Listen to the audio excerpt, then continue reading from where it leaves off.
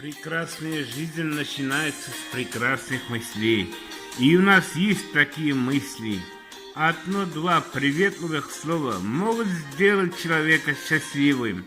Люди, не стесняйтесь говорить добрые слова. Это ведь так приятно. Пропускайте сквозь пальчики весь негатив. И тогда в ладошках ваших останется лишь радость. Не смотрите в прошлое, вы там уже были и все видели. Идите вперед, там будет интереснее. Мы ведь действительно совсем не знаем, что с нами будет завтра. И поэтому нам очень важно осознать, что нужно быть счастливыми именно сегодня. Побольше запахов лета. Живите в ощущении счастья. Пусть снятся удивительные сны. Проходят все недуги и ненастья. Будьте счастливы.